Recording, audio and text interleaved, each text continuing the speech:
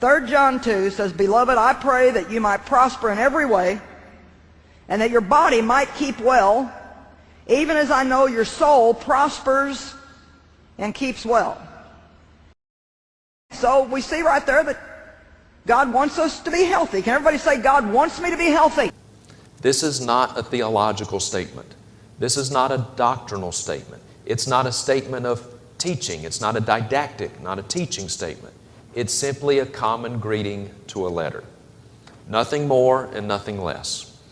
And the faith preachers know it, but they don't want you to know it because it just happens to fit their theology.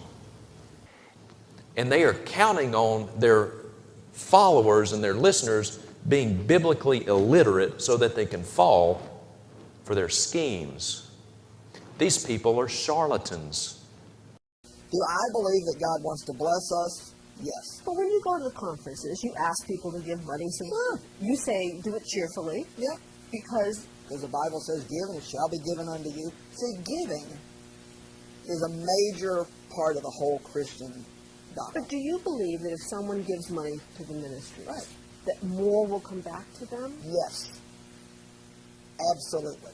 I think that's what they mean by prosperity gospel. Yes. No, but you worry at all that sometimes your message will be heard by someone in the most dire circumstances. It's a sort of roulette wheel, a sort of gamble with God. Okay, well, I can't pay the rent, but I'll give it to Joyce and we'll see what happens. Do you worry at all that happens? I totally know. I don't worry about that.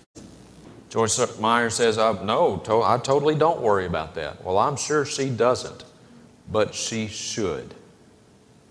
Because right now, even as we speak, there are thousands of people all around the world who are watching TBN and Daystar and Lycia Broadcasting and the Word Network and all these things.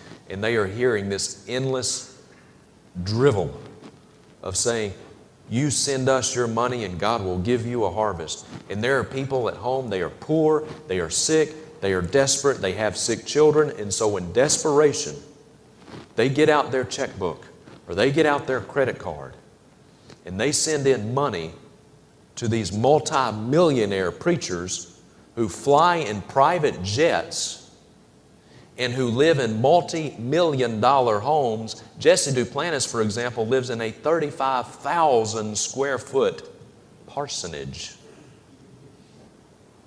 But when your wealth is gained off of preying upon the hopes and fears of hurting and sick and desperate people, there's a lot wrong with that. When your wealth is gained off of distorting the gospel of Jesus Christ, there's a lot wrong with that.